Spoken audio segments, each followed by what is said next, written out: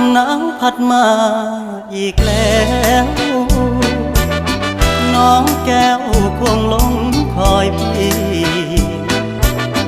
เคยสัญญาให้ไว้จะกลับไปหาคนดี